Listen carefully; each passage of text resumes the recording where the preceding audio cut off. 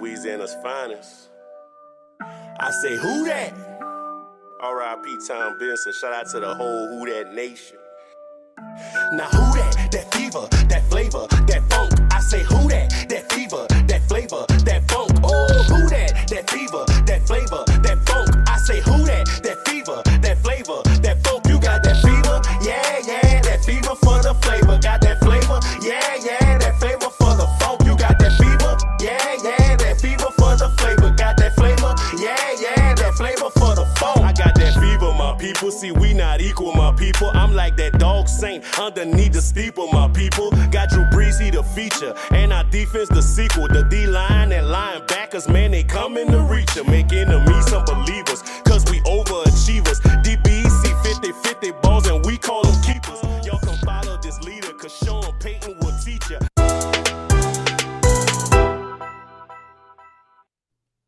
Hey, what's up, everybody? Welcome back to the NewOrleans.Football podcast.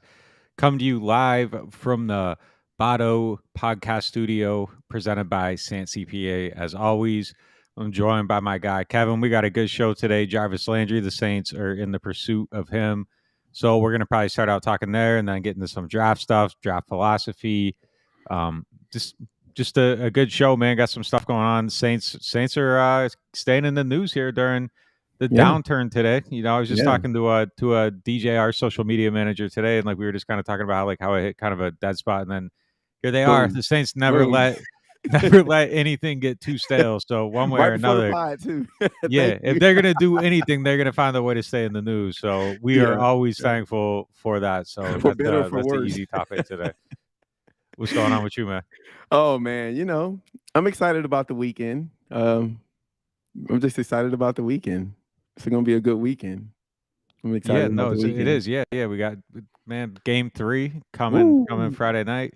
Man, we got the New Orleans.Football elite member luncheon on Saturday. Talk about the draft. Am I an elite member? What's up to everybody?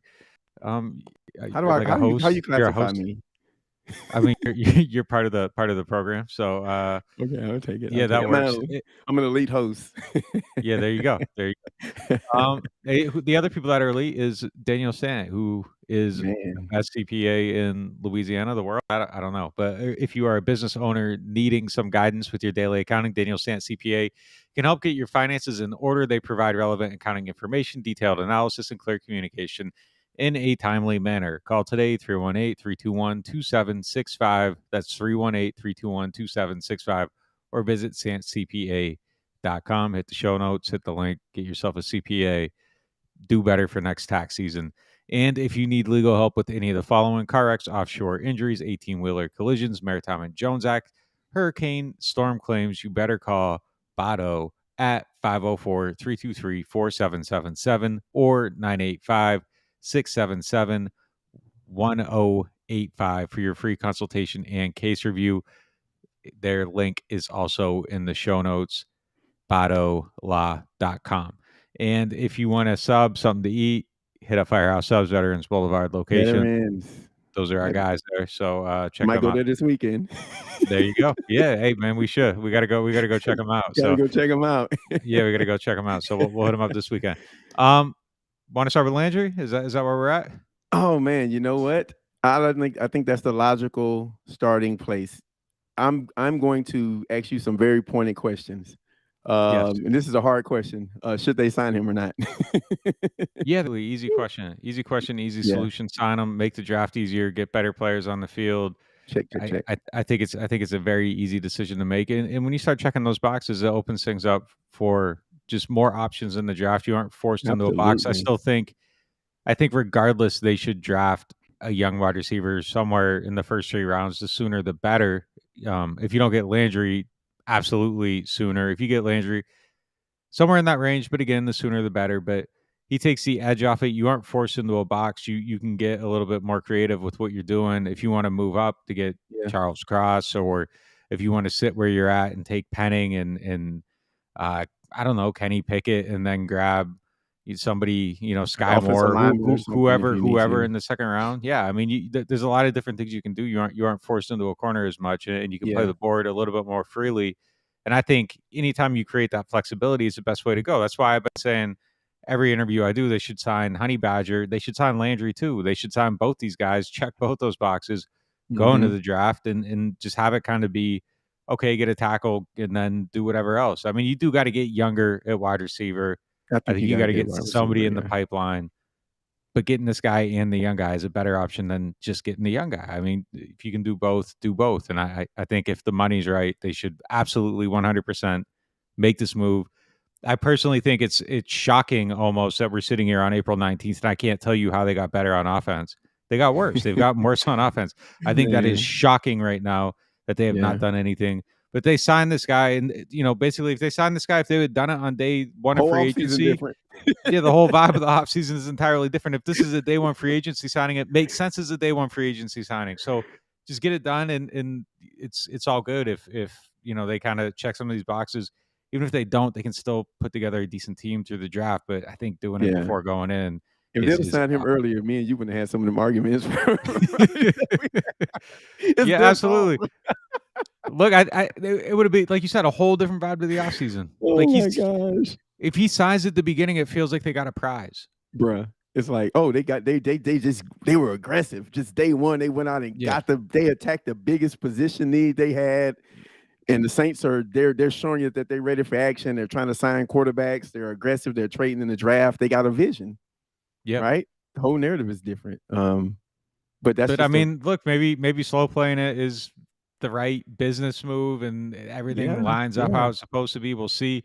He's coming to the building. That whenever a guy's at the building, there's always a chance of signing him, with the exception of the Tyrann Mathieu one, which was never intended to be show up and sign. It was just kind of get to know everybody. But I think in this instance, it is a situation where they're looking at a guy at their biggest position need. Yeah, I have to think that there's some idea of cost at this point before this even happens. That was my next question. Talk about. But you never know. Guys coming in don't sign all the time. So that's true. That's true. But do you have any? I know earlier you reported that like they were just the price, that he was asking and what the Saints were willing to offer. Like, listen, man, you're in Montana and I'm in New York. Like, we got to find a way to meet in Ohio together or something. You know what I mean? And so, like, have you heard anything about like what if that price has changed? Or the Saints willing to come up? Is he willing to come down? Or are they both willing to kind of meet in the middle a little bit? Like, I don't know, but looking at the actions, it seems like that there's probably an idea on value that has changed. It's had to have changed because people aren't paying. So when the car sits on the lot for too long, the price change. Yeah, man. Talk about it. Yeah. Talk about how it's been on the market, a little bit too long. You got to drop that price. The owners, they're desperate to sell. Yeah, I mean that's what happens. I mean, at a certain point, you have to change your price, and the market tells you what you're worth. And I think the market's told him that the money that he wanted isn't out there, and he's going to have to do something different. And maybe the Saints come up a little, he comes down a little, you meet somewhere, and that will probably be the logical conclusion for both sides, because here's a guy that needs to be on a team, and here's a team that needs a Jarvis Landry, and just figure it out. Yeah. Like, you from here, bro. Like, we need you. This is the time, right? I mean, what are Odell doing? Just run this whole thing back. That'd be crazy. Yeah, that would be wild. That would be wild. That would be definitely wild. So I'm with you. Just small recap. Just my take on it. Yes, sign him, because you need wide receivers. I don't think it should deter what you do in the draft, because he's been in the league for a few years. So I don't think that I wouldn't change my draft strategy based. I would be a little bit more flexible, but ideally I wouldn't change my draft strategy. I think we both agree there. I know, Sean was like, I think the former coach for the Saints said, hey, they don't have to sign a quarterback in the first round. I was like, Sean, you out of here. Like, we got this wide receiver. Wide receiver. I said, my bad, wide receiver. I was like, Sean, don't tell them that. Don't give them no ideas. But just being funny. But yeah, I think they should sign him. So what type of wide receiver is Jarvis Landry? Like, if a person doesn't watch the Cleveland Browns, which I'm thinking that's like 99% of football fans, well, but people from LSU remember him. But like, since he's been in the league a few years, like, what type of receiver is he? And subsequently, what will he bring to this offense that they don't have as far as skill set? I know we know they need another player, but like, what does he bring to the table? What type of wide receiver is he? I think he's like another intermediate over the middle type of player. Like someone sent me the picture, like the Madden play with the 2 slants. I'm like, yes, do that. Just run 2 slants every single play. You got these 2 beasts just dominating the middle of the field that nobody can stop. I mean, there's like people try to slander like Mike Thomas with that image, and it's He like, broke stop it, all the stop it, stop records, it, bro. stop it. Yeah, right. Don't complicate the Right. simple stuff. It's all Steph Curry does is shoots threes. Yes. Whoa. Yes. You know what I mean? I've heard someone say that, and like I literally, I gave him the old, we have a fundamental difference in how we see. Like, don't say that to me. All Michael like Jordan does is win championships. all like, Shaq does is dunk. dunk. Yes. Yeah, Stop him from dunking. Like Like, that's it. come on, man. Like, Yeah. get the heck out of here. Yeah, that's weird. That's weird talk. So yeah. But yeah, I mean, I think it would just give Jameis 2 like really good security blankets, 2 guys that are going to be open, 2 guys that can make difficult catches. You can get the ball out quickly, and you know when you can get the ball out that quickly, you get a couple of these guys. That's another way to help your offensive line by having 2 guys that can open quickly, and you can do a little bit more timing based offense, which is something I really don't think they did a whole lot of last year. And if you can get that, 3.3, 3.4 seconds down to, 2.7, 2.6, I mean, I think that helps everybody. So, and I think the offensive line needs that, frankly. They need more quick plays. They aren't going to be as good as they used to be. The talent has fallen off a little bit. There's been a couple, at least one misstep with player acquisition. Another very good player left who hasn't been replaced yet. And I do think that is something that they're going to try to address in the draft is that left tackle spot. I wouldn't classify it as a must position, but I think it's a need with the highest priority type of need feel to it. Like where if they can do it, they're going to do it. And I think that's something they're going to set out to look to do a little bit, especially if they can add a wide receiver now. But we'll see. I mean, it's just you have your designs on the draft, and then the draft doesn't come together the way you have designed it, and that just happened last year, and it's happened multiple times with this team. But but I think that it's just a multi-layered thing, man. If you can add this guy, I think it just makes the team significantly better, significantly more flexible. And we talk all the time, like if you go in and you're forcing the positions in the draft, you aren't maximizing the draft. Like you are making a mistake. By not addressing everything. Exactly. It's got to happen. I mean, I feel like this is a move that has to happen. I just, you bring the guy in, like get it done and open up your draft capabilities and, do what you need to do. I've been saying all offseason that I think they need to add 2 receivers to the room, right? And that could be another tight end, a wide receiver, or 2 wide receivers, right? Because what's the most run personnel package in the NFL? 11, right? And when you got 11 personnel, it just opens up your offense to so much more, right? There's so much more you can do. There's so much more the defense has a scheme for. Now, if you have 11 personnel with, whenever he, whatever happens with his suspension, et cetera, but then there's Alvin Kamara on the team also, right? At some point when he returns, and now you went from being like below the barrel, not even bottom of the barrel, right? You're like under the barrel, right? Just as it pertains to offensive weapons. To you could say, listen, if the Saints got Mike Thomas back, Jarvis Landry, Alvin Kamara, and a wide receiver that they draft, say they get Olave, like you went from being like rags to riches, like you literally like almost hit the lottery, right? And so I think that if you want to know what you have at the quarterback position, right, and you say, all right, we're going to run with Jameis, this is our guy, and by all intents and purposes, that seems to be the move that they've made, then what better way to get a legit evaluation than to give this guy weapons? Listen, we giving you Mike back, right? Mike is a short to intermediate receiver, right? We're giving you Jarvis Landry, another short to intermediate receiver. Even though I think there's a little bit more to Mike's game than what we saw with Drew. I'm really excited to see if that's going to be a part of his game that's unlocked, because I think it's there. I know I've just started to listen to draft podcasts like the last 2 days, because I try not to listen to anyone's opinion before I start watching their own players, because I just start looking for stuff, right? And it just kind of makes me not see the player through my own eyes. And so I just started listening probably a couple of days ago, and I was listening to some I listened to, I think, the Tape Heads podcast with Greg Crosell on there, and he said something that's a really good point. And he was like, wide receivers, you have to take into account their stride length, right? And it's just not about the 40 time. It's these tall guys who they have this long stride. And it just, you really can't just account for that just by looking at like numbers on the paper. And I'm like, I think it makes sense, right? I buy into that notion. And so you got a guy like Mike who's a big wide receiver. And I'm not saying he's a fast guy that's going to blow the top off of defense. That's definitely not what I'm saying. But I do think that he isn't just a 5 to 15 yard receiver. I think there's something there, and especially when you draw it up schematically. And so, yeah, I love the move if they make it.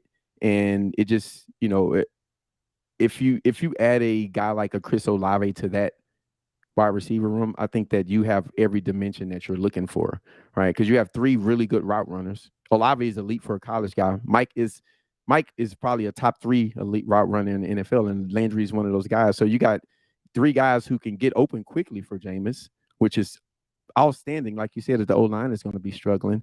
And then you have, you got some guys that can get deep in intermediate. So I think you kind of start to fill out the needs as it pertains to your weapons if you make a move like this and draft a guy, a good guy in the draft. Yeah, look, Mike did more in 16 before they fundamentally changed the composition of the offense and how they attack teams, and he was doing more stuff down the field. He's never going to be, like you said, a burner or anything, but yeah, he can get open 18 yards down the field and do some different things. And I think they open up a little bit. He did some of that with Jameis too, even with Taysom on a busted ankle. That Denver game, I think, even was it Denver? Okay, was it Denver? I don't know. No, it wasn't Denver. There were a couple plays though, like where he was getting down the field. They were doing some of their they introduced a couple different route concepts, and he was doing some deeper stuff down the field, getting open. Philadelphia game, I think there were a couple of plays. So there were just a few different things that we were able to see with him, and I think it would open up even more consistently on a healthy ankle offense, being different, bigger arm quarterback. Mike is angry again. Angry Mike is a good Mike. but Mike's bread and butter needs to be his bread and butter, and I don't think you take away from any of the stuff he's doing. You just try to add to it a little bit. But yeah, man, like you said, rags to riches. Be like the like coming at you like the Rod Wave song, just out of nowhere, just all of a sudden, just there, and right people there. will be singing like that too, just because it'll just be the end of the famine if they manage to add 2 of these guys. But even just one, like just getting one would be a significant difference. Deal, but like I said, both at the top, it's like, oh man, we should try to get in contact with some of the people that's handling this contract and ask them, is the ink almost dry? What do you think? Yeah, that's a good look.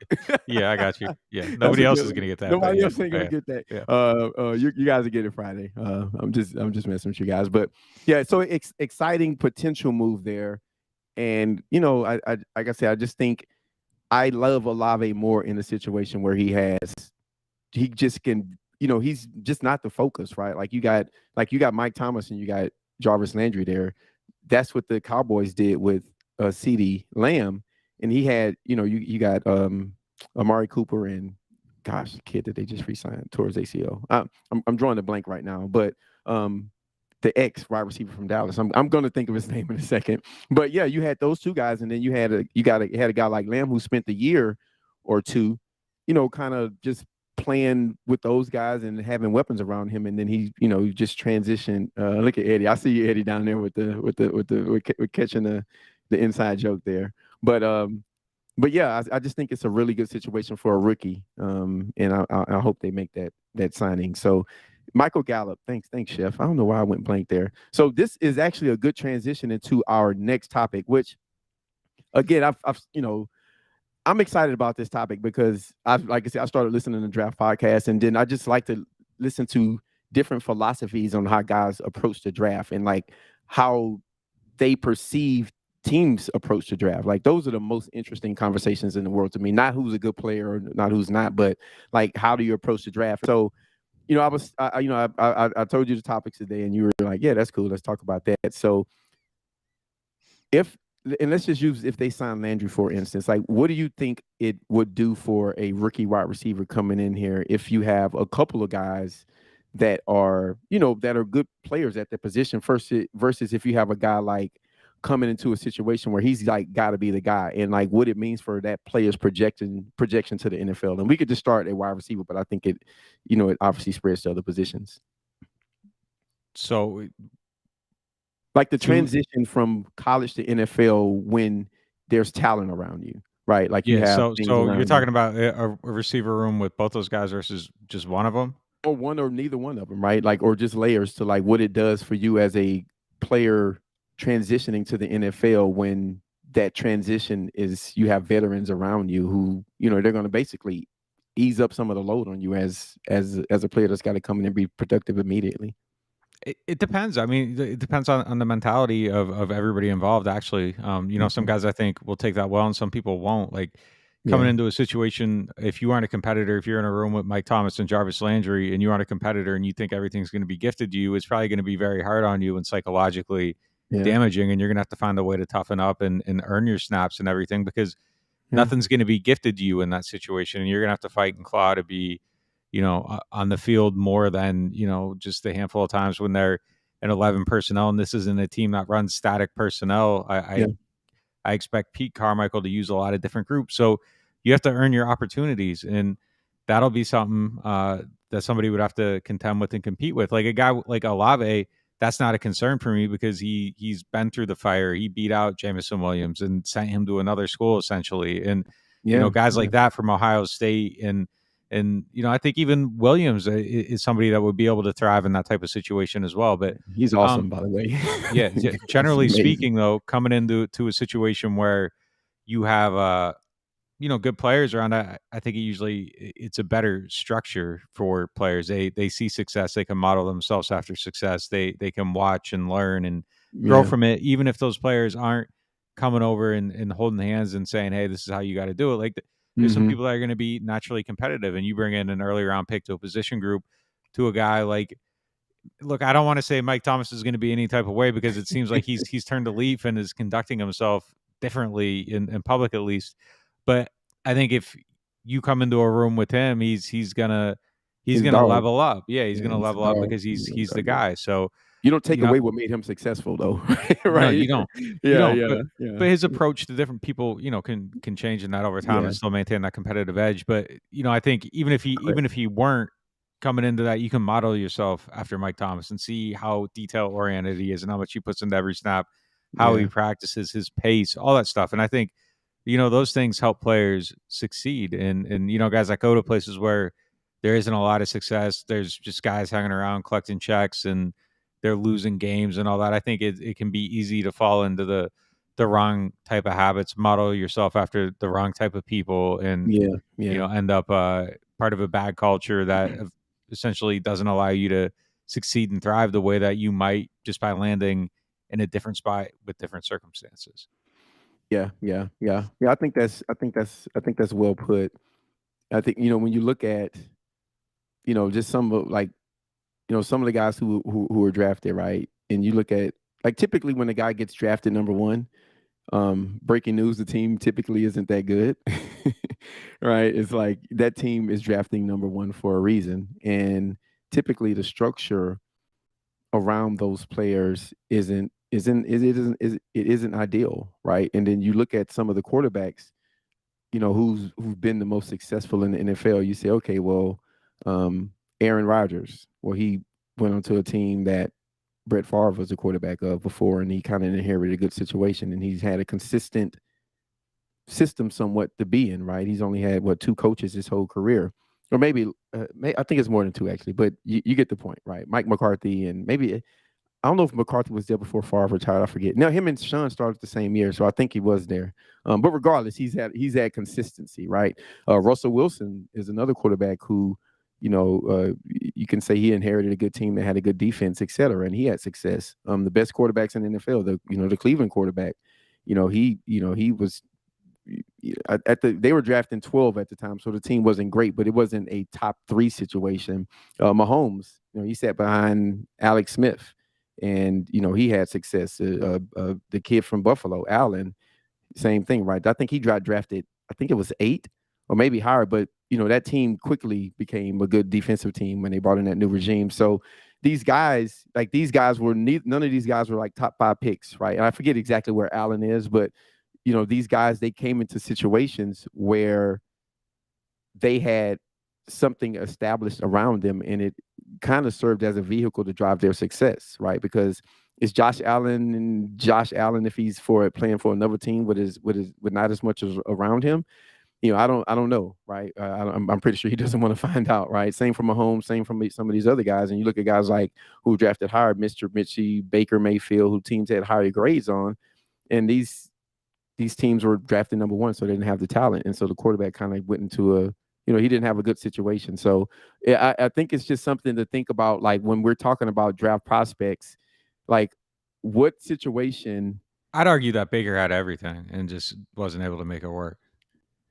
Nick Chubb, Odell Beckham, Jarvis I think Landry. he got to that point. Yeah. I mean, the notion that Baker is not hurt this year, I mean, they were going forward with him like as a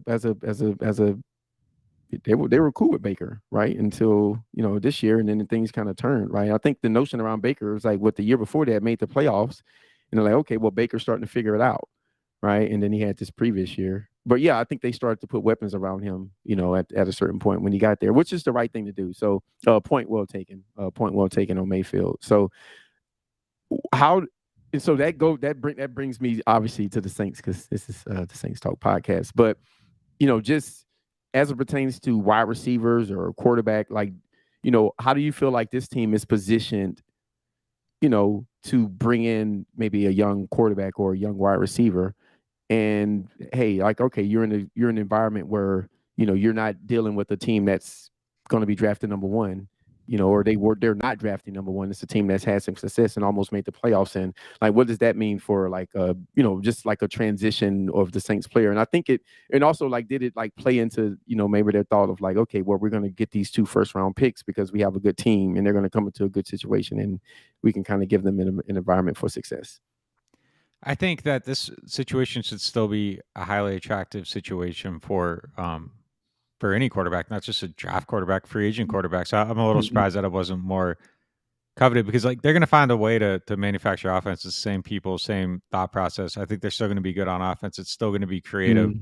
And I actually think that like the injuries last year, all of them, kind of skewed the perception of this situation, because if they weren't as hurt as they were, they probably win a couple more games, and then all of a sudden it's looking at it like, oh well, man, like put me on there, and that's a Super Bowl team, and me and a wide receiver, and off they go, and it just wasn't kind of perceived that way. But yeah, I think this is a great spot for a quarterback. You come in, you aren't going to have to do all the heavy lifting. Everything's kind of built. The structure's there. They need to give you better players on offense still. I mean, that's still something that has to be handled. But I think it's a good spot for him. And look, the quarterback, if they draft one, he doesn't even have to play right away. He can sit for a year, work on his footwork, whatever it's got to be to be in a position to succeed. And I know that the league mantra is to kind of drop guys in, let them go, take their lumps on the job and everything. But I still think that there's some value to just taking it slow and working a guy in, and not necessarily making them go through. Like a lot of these guys that end up busting, like there isn't enough thought process into like, hey, did something get messed up in his head through these struggles? Did he lose confidence? Right. And exactly. when you come out of it, oh, okay, this is good. Like he's learning on the job and he's getting better. But like some guys, maybe if they didn't have to take all those lumps and they weren't, David Carr. Yeah, David Carr literally taking lumps. But bro, like that dude like dreams about sacks. But like look, man, if Sam Darnold could have went somewhere where he didn't struggle as much as he did, like what would he be in the same situations? And like it's just any of them. So I think that there's there's value to putting a guy out there when he's ready and not necessarily making him learn everything on the job. And I think that there's still value in that. And this would be a situation where that could happen. So if a quarterback comes here, I think that they're going to have all the elements for success without the pressure of having to play right away. Okay, you go out in camp, you win the job, cool. Off you go. If you don't, cool. Okay, you can sit and learn. And the quarterback, that's currently QB1. There's an escape clause after the first year, essentially. So next year you can. The job is yours. I mean, it's set up to be a very, very good situation for really any rookie coming in. But like I think especially a quarterback, I think it's a really good spot for a rookie quarterback. Yeah. I do too. I think your point is very well taken when you said like when a guy's not successful, it's just always like, okay, that player was a bust. And it's like, well, maybe, maybe the team was a bust too, right? Like maybe the team failed him. When you look at the Jets, like you said, it's like if I'm a rookie quarterback and I get drafted by the Jets, I'm a little worried. I'm a little worried, right? I mean, you got to get these guys an environment where they can succeed, right? Like you look at the guy, like I said, we just go back to the guys who's had success, and they have guys, they have things around them that makes them successful, right? Like Mahomes has a coach that is calling. He has a team that is built for him, right? Like they call plays for him. Andy Reid is, he puts that guy in good situations. You got weapons, you got the Kelce's of the world, the Tyreek Hills that fit his big arm profile that he has. So, I think you build the team around the quarterback, and I think those are the guys who you're going to see have the most success. So, yeah, it's just interesting, and like I said, it goes for other positions too, right? I mean, it not just quarterback is the most obvious one, but like look at a guy like Paulson Adebo, right? Like he comes in last year and you got a shutdown corner on one side, an elite free safety, another veteran free safety, and a good nickel with a good pass rush and great linebackers. And so it's just like it's Paulson Adebo, not taking anything away from his good rookie year, but is he the same guy on the Jaguars? I think that's a little bit of an open question. And so, yeah, it goes for all positions. And it just, when we talk about prospects and we talk about, guys who, if they do, how they're going to be in the NFL, if they're good or if they're bad, I think I think the majority of the conversation needs to be fit, more so than just like, what's this player's skill set? So, but yeah, that was just some interesting draft talk. I like the philosophical part of the draft is just as interesting to me as like the practicality of it actually happening.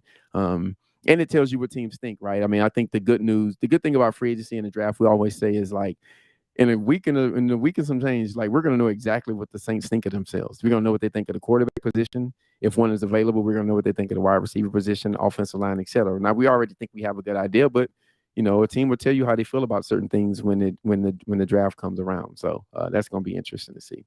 They've already answered a couple of those questions. Yeah, that's 100% correct.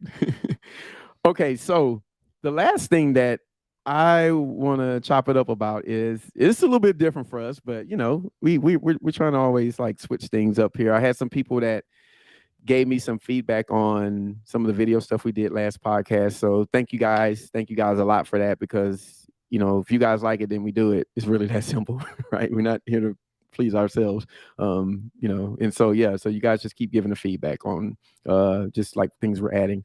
Also, before we go to the next topic, save 20% on a NewOrleans.Football subscription. If you look at I guess it's a Chiron. Is this our Chiron like for the podcast? I think that's what it is. Use code draft season, spell it like it sounds, draft season, one word, at the checkout, and just pick any plan. It works on all plans. And I mean, I don't know a better deal. 20% off a subscription using that code draft season. So draft season ain't forever. So I would just, be great and go to NewOrleans.Football and use that wonderful code down there and support us, because we need you guys' support to keep doing this and keep adding to the things that we're trying to do with the pod. So thanks to everyone who's already supporting us. If you're not, get on it.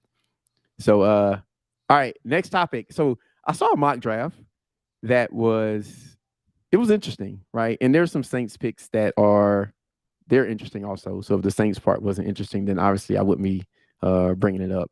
But yeah, it was an interesting mock draft. And I know we haven't spoken about anyone else's mock. We've done mocks. We did one recently with the members only pod, and you get that if you sign up, by the way. That's coming every Friday.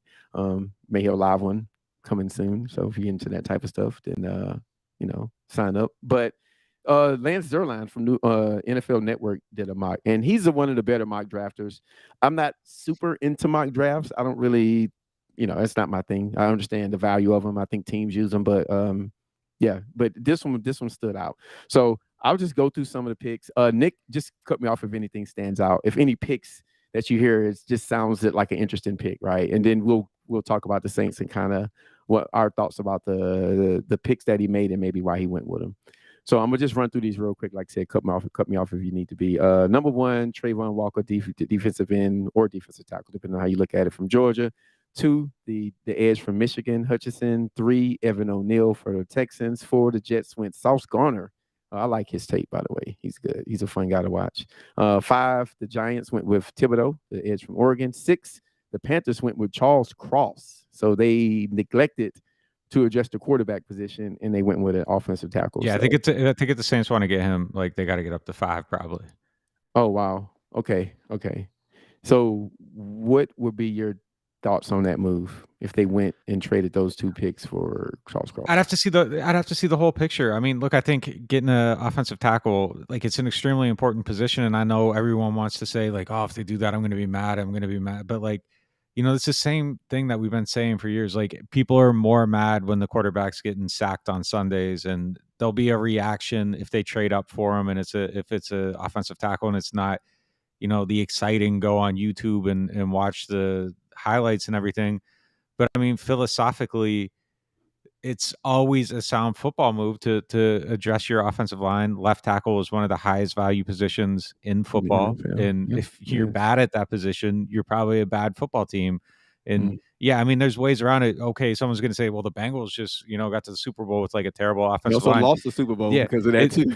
And they also lost their quarterback for a year to an ACL injury because they had an awful offensive line. And that could have been a more serious situation, or it could have easily happened again the next year. So it's just not something you want to do. If you're sound on the offensive line, you can be less good at quarterback. You can be less good a lot of places. And like we said, there's a lot of different ways to create protection. But I think, I think if you get a good left tackle, it's a good move. I mean, I don't see the harm in it. I would have to see the compensation, but I think philosophically, just isolated. What if they spent their 2 first-round picks to go up there and get? It would depend on everything else they did. Like, if they did that, if they went up and spent 2, they got Cross, they signed Landry, they signed Honey Badger, and they draft Mechie or Sky Moore or okay, cool. I mean, I think that's a solid. I think that's a solid offseason overall. I mean, you've given up a lot in the future, but I think you've built a pretty solid team right now. So it's just it's going to take the holistic view. If they do make that move, like, I got to see everything and how it comes together. Yeah. But I think there's an outcome where it makes sense as long as you find ways to address everything else. And I think at that point you have to show the same aggression so that you aren't wasting a season, by kind of being half in, half out. You got to find a way to get the rest of the way in. And if that's signing Landry and Honey Badger to deals that aren't necessarily tying you to them long term, and still getting your young receiver somewhere, I think it's a solid offseason. Okay. Yeah. Do you? What about you? I don't think I'd be. That's not the move I would make. I'm not saying that, but I would understand their thought process. Like, if you say, my thing was, if I'd rather it be for the player, not the position. That's the first thing I'll say, right? So, like, if you're going to move up there and get that offensive tackle, then it's got to be the guy that you want. I don't want it to be, okay, I'm cool with Charles Cross or Icky or maybe all those guys are worth that, but you just gave up a lot of compensation, and you kind of, mortgage the future is not the word I'm looking for, but you've shifted resources from the future to now, right? And so when you take a left tackle that high, then you're saying, this guy in this position, we can't have success if this guy isn't on the team, right? Or we don't address this position. And there you go. That may be true. So it's like when they did the Davenport trade, they said, hey, pass rusher is the icing on the cake for us, right? That's what they thought. And regardless of how you feel about the player or the move, but there's a logical line that you can make from the trade to the player in their thought process, right? Now, he was a 20-sack guy, nobody wouldn't be complaining about it, right? So I would understand what they were thinking. It wouldn't be the move that I would make, but I would understand it, right? Let me ask you this. Like, if they got Honey Badger, they got Matthew, and they get a wide receiver in the second round, and they use both those first-round picks to get a left tackle, what other position, as far as competing right now, Like, what are you missing at that Well, point? I don't think you're missing anything. I think I you think that kind I of think you've built built your out team to the best of your running ability. back, tight end. You can throw some stuff in there and be You cute can get a about it. third. You Like, can get a third round running back, third round tight yeah, end. I yeah, mean, which yeah, they should do. you aren't doing those. You aren't drafting a tight end and a running back at 16 or 19. You're So absolutely correct. You're absolutely I mean, correct. the only thing that you've done is you've bypassed quarterback. So Yeah, now you're either I don't think it means that you're tied into Jameis. It means that after this year you're evaluating your options again and deciding again if you're committing to Jameis for a year, and then after that year you're looking at your options again, and you've given up a lot of your draft resources. So you're looking for a trade or you're looking for a free agent. But with the way people are moving around, you never know. it's crazy offseason, Sean bro. signs somewhere, you get some compensation back, and your flexibility comes back. It's a lot of ifs, It's a but lot of ifs. Yeah, it's a yeah, lot of ifs. I don't but think it's ideal, but like I said, I think it's a scenario where I understand I would understand that they think that. I mean, listen, I know that as fans, we think we know like a lot, and I understand it, right? Because we want to be right. But like, and teams make mistakes, right? But like, this is a winning organization, right? And I'm not so quick to just be against a move that I wouldn't make myself, right? And I think that's the biggest point, right? It's just like just because I wouldn't make it doesn't mean that it's not a good move. You know what I mean? I think if they made that move, they're telling you like this is how much we value this position, and we feel like with the other moves we made, this move will make us a competitive team. And that's another thing. I think if you make that move, I think you are saying that you are like you're trying to compete, right? It would tell me that the Saints think that they're I think they're close. trying to. I mean, I think they are trying to Yeah, I compete. I think mean, they're it's close, just a right? matter of how far in are they willing to go Yeah. on the team, and I think that's I think they've shown a little bit of that already. Mhm. That there's Yeah. still a little bit of a step back, but um, the other thing too is like it's not necessarily bypassing a quarterback because the thought process there is that we're presuming that they want one of the quarterbacks, and we don't know if they actually want one of the quarterbacks. So it wouldn't I would necessarily be. actually I would guess that they didn't, right? I mean, if you ask me if they're gonna draft a quarterback over under, I would probably say no. It would I be mean, my guess if I they had to make the bet. move up, they're telling you that they weren't. So I mean, Yeah, if yeah, that's true. That's you true. aren't valuing left tackle over, oh, this is our franchise QB, but we're trading Yeah, up for this guy, so this is how. No, I mean, yeah. so yeah, I mean, their actions will tell the story. I think it's a I think it's a I still, for the record, I still prefer sitting still and just yeah, yeah, we loading the both hell do. out of the We both roster. do. But I We both mean, do. I Yeah. wouldn't be against like if that's the missing piece, go get the missing piece and Yeah. kind of work from there. It'd be a big vote of confidence. I think I would my take on it, and feel free to disagree with me, but I think it would be a vote of confidence for Jameis on some level. Um, I don't think I it'd think say anything really. I'm yeah. sorry, like in I don't. I just think that you're continuing to build your team to the best of its ability, and then Mhm. because again, it could be like you're saying it would be a vote of confidence for James because they go up, they get a left tackle, they don't draft a quarterback. But like again, there's a presumption there that there's an attraction to one of these quarterbacks, and it could just simply be that there's no attraction to any of these quarterbacks, and Absolutely, it means nothing absolutely. for the current guy, but you're supporting them. And look, they think something of Jameis. They brought him back. I mean, but I mean, I don't know Yeah. that it's a vote of confidence. Regardless of quarterback or no quarterback, I think you still have to build the Not best given that the structure. fact that you don't have a first next year or the second subsequent like, I think that's why I said it. More not mo I think it's just, you know that you don't have the ammo and look, the Sean Payton thing, I don't know what the Sean Payton thing confuses everything for me because they may know something that I don't. Um, I mean, and, look, you Sean's know, gonna take a job on TV, and he could fall in love with that job and just chill there forever. Like yeah. you don't know, John so you Gruden. can't bank on something happening that hasn't happened. Exactly. That's my take on it. I don't even act to me, those picks are not even an option at this Yeah, point. Yeah, yeah. But yeah, I just do think that I can see a scenario where you say, okay, I don't have a first next year or a second the year after that. So acquiring a quarterback, it's going to be tough, right? The Broncos had to pay 2 firsts and some players and some other picks for Russell Wilson. The Cleveland quarterback you gave up 3 firsts and so it's like you kind of take yourself out of the ability to acquire a high level quarterback. And I just think that maybe you are saying like, okay, well, at least for the next couple of years that this guy that we have here is going to be able to hold it down, and we can address it afterwards. So that's a better way of saying vote of confidence. I think that's. I think that's already happened though. Like unless this move was specifically for a quarterback, that's already happened because like your resources are limited. And that's one. Yeah, that's yeah.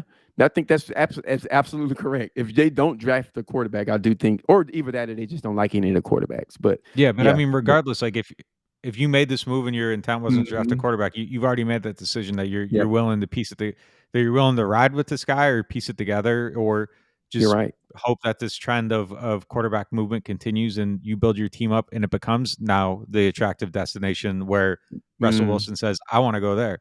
And if you build a good enough team, someone's going to look at it and pick it maybe. And that might be, but you don't have the assets really to make that trade. So, I mean, it's there's just a lot of, I don't know. There's a lot of possibilities with the way quarterbacks move around. You might end up, being the team that the wheel turns and you get the Matt Ryan. I mean, it could just be whatever. Or you build a good team and Jameis lights it up and he makes you give him $35 million or whatever. So there's still a lot of outcomes, but I think you still have to just keep building. You just have to keep building the team. Acquiring talent. That's it. It doesn't change. The goal never changes. I mean, that has to be the goal. And this as we've said, the roster's good. It is good. It's funny how like the prospect of adding a wide receiver just kind of changes the whole feel of where the team's at. Yeah, it does. It feels like this morning I was talking to T-Bob. I'm talking to T-Bob on the radio, and like the first questions he asked, he's like, "Man, it kind of feels like doom and gloom. Like the Saints aren't doing anything. Like, how's it feeling?" I'm like, "Yeah, like I get that feeling. I understand why people feel that way, and it's like I said at the top of the pod, it's shocking they haven't done anything on offense and da da da." And now by night, it's like, well, this guy's coming to visit. And it's like, man, this changes the whole outlook of the team. Concept, yeah. I think the trade kind of was a turning point at some point too. When they made that trade, I thought that energized people a little bit, right? Because it was like pretty bad for a while, and then the trade happened, and people were like, okay, all right. Now, if they mess around and like don't draft a wide receiver, I am just not logging on any social media. Before the trade, I was disgusted with seeing so many people like, this is an unserious team. Like, shut up! It's not. The team isn't unserious about what they're always trying to win. But that was the thing. They are an unserious franchise. Like, oh man, please stop. We're trying to lose. Yeah. Yeah, that's a wild statement. All right, so man, by the way, these are fun conversations, man. Like this is like NewOrleans.Football. Like this is like deep football, like philosophical stuff, man. Scenarios. This is fun. All right, moving forward. So Charles Cross went 6 and Ike Ekwonu went 7. So a lot of mocks I see Ike going ahead of Cross. So 8, the Falcons take Garrett Wilson, wide receiver out of Ohio State. I love that. I love his game. He's so fun to watch. 9, Derek Stingley Jr., LSU cornerback to the Seattle Seahawks. Number 10, the New York Jets select Jermaine Johnson, defensive end from Florida State. 11, Commanders select Drake London. 12, the Vikings select Kyle Hamilton, safety from Notre Dame. 13, the Texans select Devontae Wyatt, DT from Georgia. That's the highest I've seen him. All right, moving forward. Ravens, 14, Galapagos edge from Purdue. 15, Eagles, Trent McDuffie, cornerback from Washington. And at 16, the New Orleans Saints select, drumroll, quarterback Malik Willis from Liberty. What's your thoughts on that pick? I think he could develop, and I could see a scenario where he doesn't develop. I think there's things he does well, and I think he needs a lot of time though. Like that's not somebody that's going to play right away. Sit him. So we'll see on it. If he falls that far, I wouldn't be surprised if somebody else like jumps too. Like at some point, I think somebody probably moves up to try to get him if he's still available at that point. In the thing with this mock too, one of the things I think people are always afraid to draft the quarterbacks realistically, and I'll be shocked if it's the first quarterback off the board. This just seems extremely 16. Unrealistic to me. Yeah, I know. You got like Pittsburgh threatening to move up. Seattle doesn't have a quarterback. Carolina doesn't have a quarterback. Washington, they got Wentz, but I wouldn't let Wentz stop me from. I was the biggest Wentz fan, but he wouldn't stop me from drafting a quarterback. I mean, you just look at some of these other teams who need quarterback. The Texans, I think the Texans legit like who they have. I think they like the kid from Stanford.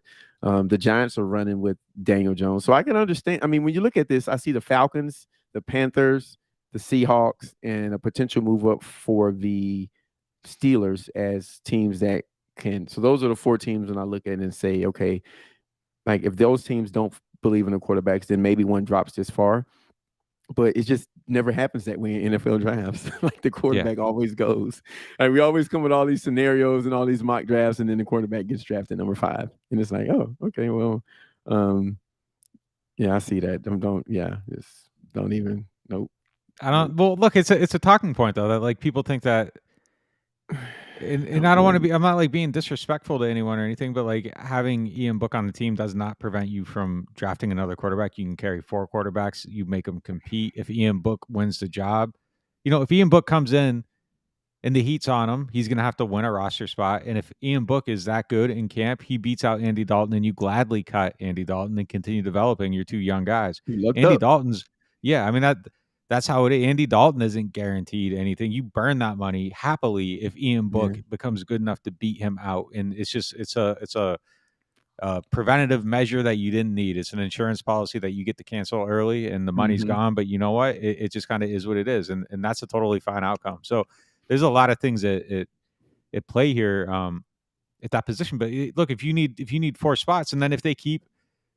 The roles might go away, but with the COVID elevations before, it becomes even easier to stash people on your team with the way you can move guys up and down from the practice squad. And even if not, there's 7 guys, and there's 4 of them that are inactive for every single game. So okay, like just fine if one of them's a quarterback, or if he loses out to Andy Dalton and the rookie, you cut him, and if somebody claims him, whatever, and if not, he goes on the practice squad. Like I said before, like this is the only position in the world where people are like, oh, 4th round quarterback got cut, 4th round safety gets cut, nobody's talking about it, and that's just kind of I don't get it. But I don't think this is brought up on because there's a comment that says Sean Payton screwed the Saints by drafting Book.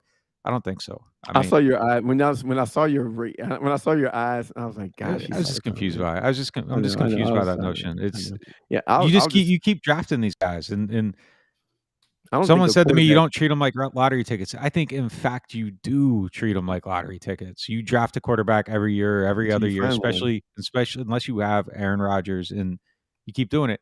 I'm in support of taking one at 16. I don't know if this is. You said that if you don't have a quarterback on a rookie deal or a 5-year deal, you need to be drafting one. Yeah, or plans to start. If you aren't trying to get him on a 5-year deal, so I say rookie a rookie who's like on that rookie contract, or a quarterback who's that you're trying to keep. Yes, no, I mean absolutely, it's an issue until it's not an issue. So until it's not an issue. I'll say this one liner from me. So to sum this up, my part, last sentence: if Malik Willis is the right guy, draft him at 16. If he's there, if he's the right guy, take him. Yeah, my one liner on that comment is Ian Book has nothing to do with if the Saints draft a quarterback. Yeah, Ian Book, you don't even think about Ian Book. Like he's not even in the realm of like. He just doesn't. He's like, he's just not in that conversation. So, I think it's pretty unfair that we judge him off that Miami game. I mean, I think that's extremely unfair for anyone. Though I don't think we are. You and I aren't. We just. I think he got put into the worst possible circumstance potentially for the first start of anybody in NFL history. And I mean, I literally mean that. Like their team got just taken out by this. So he's definitely better than what he showed in that game. He could continue to develop. Yeah. I'm not saying he can't develop by saying that he could compete or get end up. I'm just saying that until he is established as an NFL starting quarterback, you're looking for an NFL starting quarterback, and he has not done that. And that's just a realistic evaluation of where things stand right now. Yeah. No, I think that's true. You don't not draft a quarterback because Ian Book is on your team right now. Now, maybe he turns into an all-pro and then you don't, then that becomes the reality. But today, April 19th, 2022 at 8:58 p.m., you don't say, man, we got Ian Book, so we're going to pass on this quarterback in the first round who we like. Right. I don't think that's how the things are going. No. My quick take on the pick is, man, you gotta really believe in your quarterback room, your quarterback coach, and the stuff that you have around him, because Malik Willis needs a lot of work as a prospect. We'll probably eventually get to him as a prospect, not on this pod, but that is a future move if I ever seen one, because he is not ready to. He's just not ready to play NFL. He has ridiculously physical traits.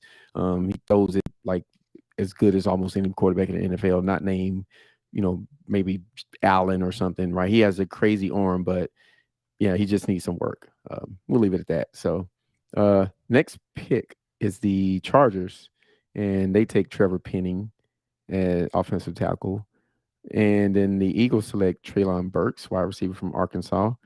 And then the Saints at pick number 19 select drum roll, wide receiver Jameson Williams from Alabama. So thoughts on that pick, a guy who probably is going to be ready maybe October, November timeframe with the ACL, given how the recoveries are now in the current day and age. I take Olave first, but I like Jameson Williams. I obviously not against the pick. I think he's extremely talented, extremely productive.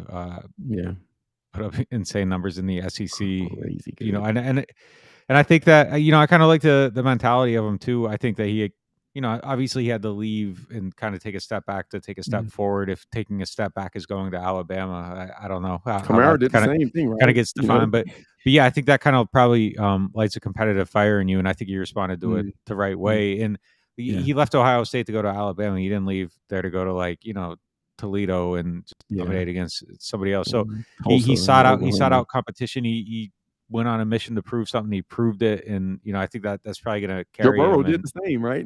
Yeah, So sometimes it works out. Yeah, and I don't think not playing at Ohio State's a knock on somebody at all. Like, they recruit a ridiculous amount of talent, and Joe Burrow is a great example of that. So I like him. I think he's a really good player. I think it'd be a really good pick. I just personally would take Olave first because it's my personal preference, as we talked about early in the podcast. I'm not saying that one's going to be a better prospect than the other. That's all dictated by where guys go, the environment, and everything. An think in this environment, I like Olave a lot. But I'd be extremely cool with them drafting Jameson Williams ahead of him. Like, that's not something that I'm going to have an angry. I think I don't think you can go wrong. I don't think they can go wrong with either of these players. Yeah, we don't do that here anyway. It's not our style. But I would.